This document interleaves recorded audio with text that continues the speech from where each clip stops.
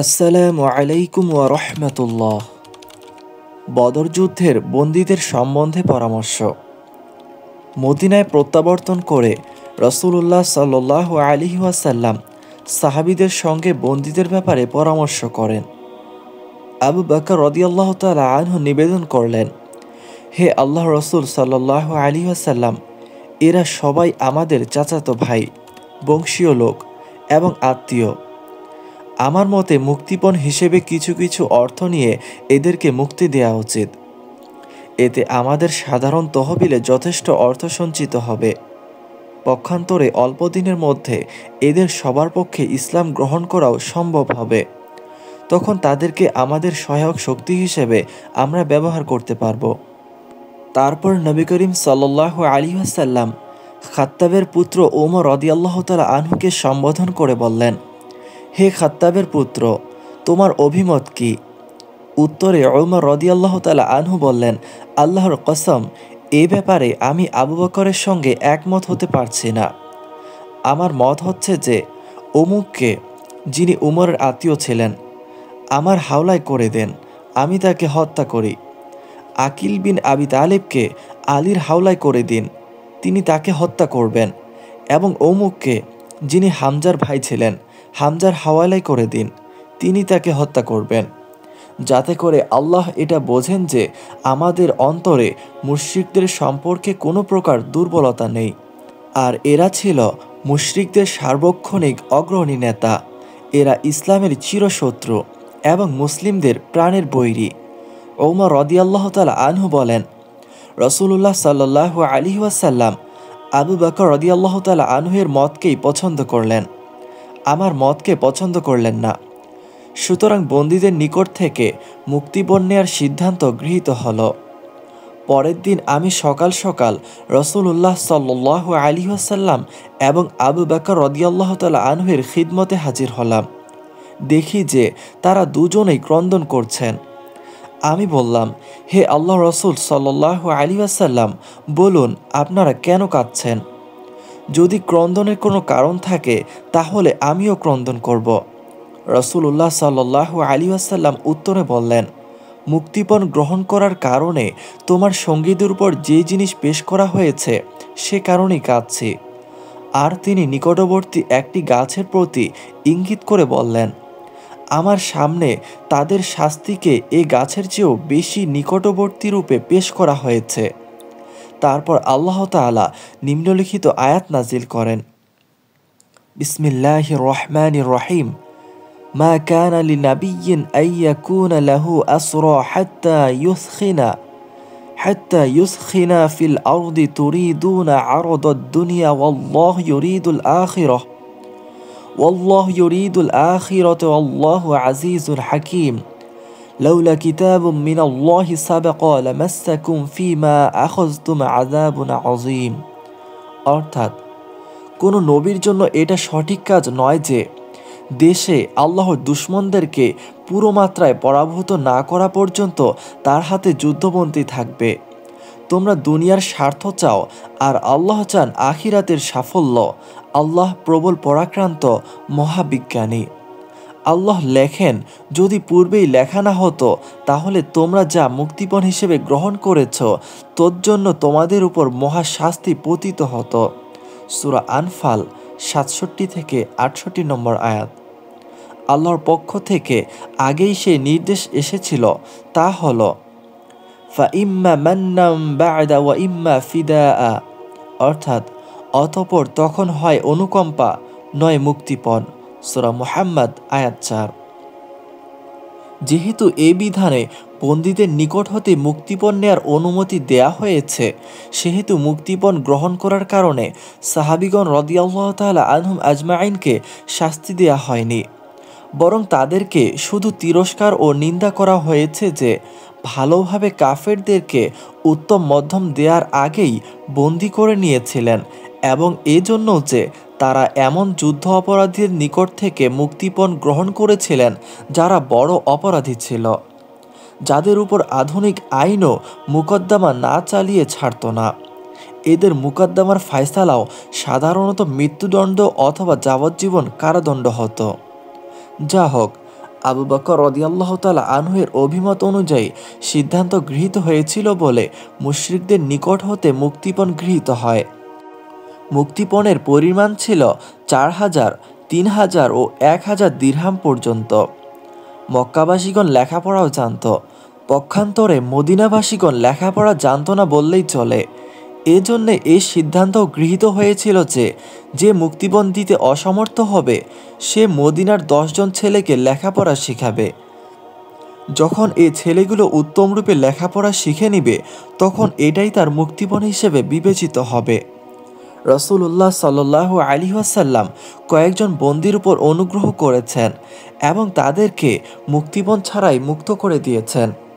এ তালিকায় মুত্তালিব ইবনু হান্তাব, সাইফি ইবনু আবি রিফাআ এবং আবু ইজ্জা জুমাহির নাম পাওয়া যায়।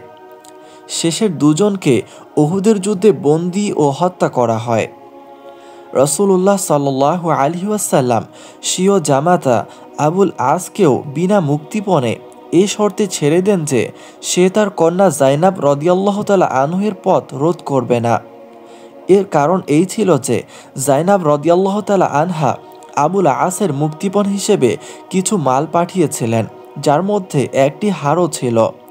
এই হারটি প্রকৃতপক্ষে খাদিজা রাদিয়াল্লাহু তাআলা আনহার ছিল। জাইনাব রাদিয়াল্লাহু তাআলা আনহাকে আবুল আসের নিকট বিদায় দেওয়ার সময় তিনি তাকে এই হারটি প্রদান করেছিলেন।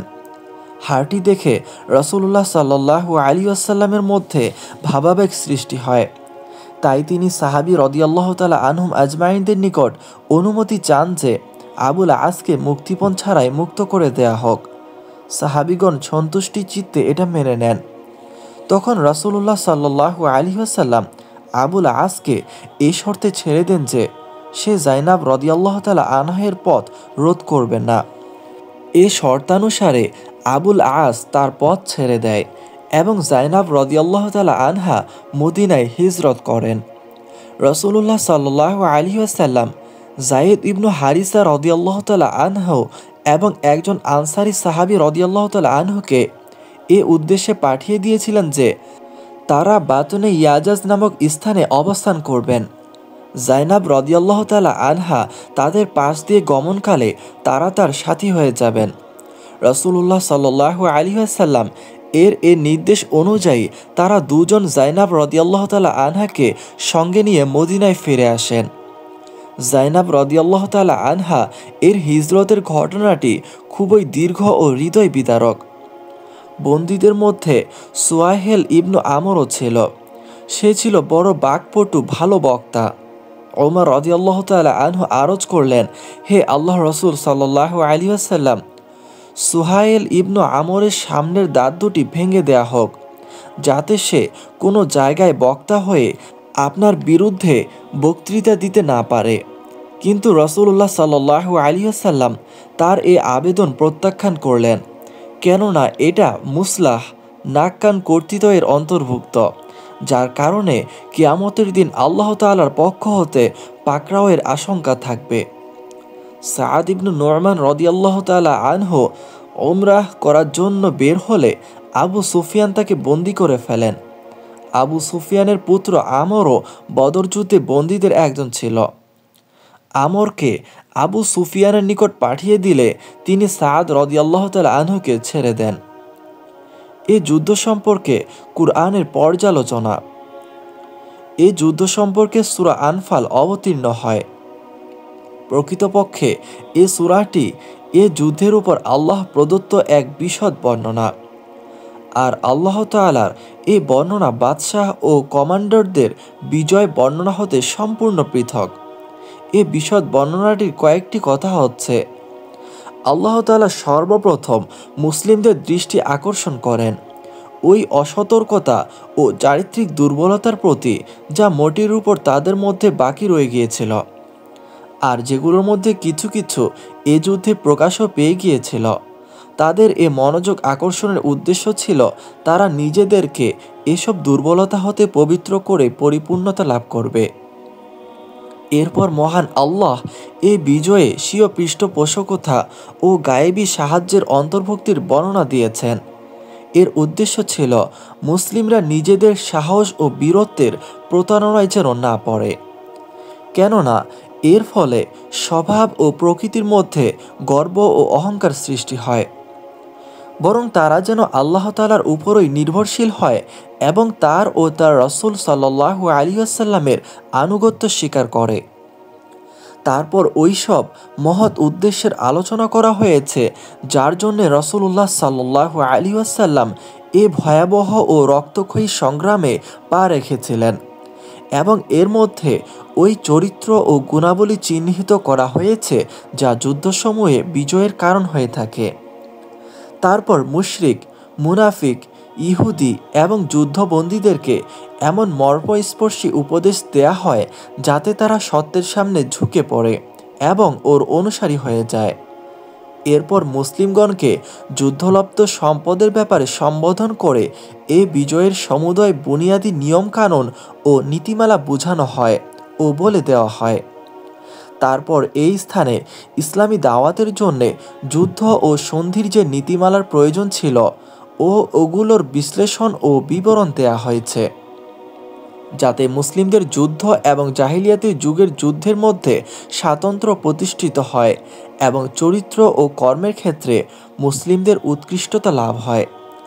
আর দুনিয়ার মানুষ উত্তমরূপে জেনে নেয় যে ইসলাম শুধুমাত্র একটা মতবাদ নয়, বরং সে যে নীতিমালা ও রীতিনীতির প্রতি আহ্বানকারী, স্বীয় অনুসারীদেরকে ওগুলো অনুযায়ী আমল করার শিক্ষাও দিয়ে থাকে।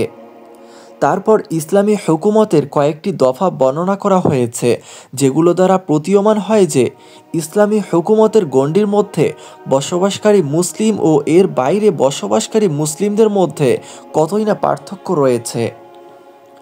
বিচ্ছিন্ন ঘটনাবলী। হিজরি ২য় সনে রমজানের রোজা এবং সাদকায়ে ফিতর ফরজ করা হয়, আর জাকাতের বিভিন্ন নিসাব ও ধনের পরিমাণ যা থাকলে জাকাত ফরজ হয় নির্দিষ্ট করা হয়। সাদকায়ে ফিতর ফরজ ও জাকাতের নিসাব নির্দিষ্টকরণের ফলে ওই বোঝা ও কষ্ট অনেকাংশ হালকা হয়ে গেল যা বহু সংখ্যক দরিদ্র মুহাজির বহন করে আসছিলেন, কেননা তারা জীবিকার সন্ধানে ভূপৃষ্ঠে ঘুরেও জীবিকার ব্যবস্থা করতে অপারগ হচ্ছিলেন। তারপর অত্যন্ত সুন্দর ও মোক্ষম ব্যবস্থা এই ছিল যে মুসলিমরা তাদের জীবনে যে প্রথম ঈদ উদযাপন করেছিলেন তা ছিল ২য় হিজরির শাওয়াল মাসের ঈদ, যা বদর যুদ্ধের প্রকাশ্য বিজয়ের পর হাজির হয়েছিল। সুবহানাল্লাহ, কতই না সুন্দর ছিল এই সৌভাগ্যের ঈদ, যে সৌভাগ্য আল্লাহ তাআলা মুসলিমদের মস্তিষ্কে বিজয় ও সম্মানের মুকুট পরানোর পর দান করেছিলেন। আর কতই না ঈমানের ছিল এই ঈদের সালাতের দৃশ্য, যা মুসলিমরা নিজেদের ঘর হতে বের হয়ে তাকবীর তাওহীদ ধ্বনিতে গনগন পবন মুখরিত করে মাঠে গিয়ে আদায় করেছিলেন। সুবহানাল্লাহ, ওই সময় অবস্থা ছিল মুসলিমদের অন্তরে ছিল আল্লাহ প্রদত্ত নিয়ামত রাশি ও তার দেয়া সাহায্যের কারণে তার করুণা ও সন্তুষ্টি লাভের আগ্রহে উচ্ছ্বসিত এবং বিজয়োন্মাদনায় উল্লাসে পরিপূর্ণ। তাদের ললাটগুলো তার প্রতি কৃতজ্ঞতা জ্ঞাপনের জন্যে ঝুঁকে পড়েছিল। আল্লাহ তাআলা এই নিয়ামতের বর্ণনা এই আয়াতের মাধ্যমে দিয়েছেন। বিসমিল্লাহির রহমানির রহিম। واذكروا إذ أنتم قليل مستضعفون في الأرض تخافون أن يتخطفكم الناس فآواكم وأيدكم بنصره ورزقكم من الطيبات لعلكم تشكرون। অর্থাৎ, স্মরণ করো সে সময়ের কথা যখন তোমরা ছিলে সংখ্যায় অল্প, দুনিয়াতে তোমাদেরকে দুর্বল হিসেবে গণ্য করা হতো। তোমরা আশঙ্কা করতে যে মানুষেরা তোমাদের কখন না হঠাৎ ধরে নিয়ে যায়। এমন অবস্থায় তিনি তোমাদেরকে আশ্রয় দিলেন, তার সাহায্য দিয়ে তোমাদেরকে শক্তিশালী করলেন, তোমাদের উত্তম জীবিকা দান করলেন যাতে তোমরা তার নির্দেশ পালনের মাধ্যমে কৃতজ্ঞতা প্রকাশ করো। সূরা আনফাল আয়াত ২৬। সুবহানাল্লাহি ওয়া বিহামদিহি।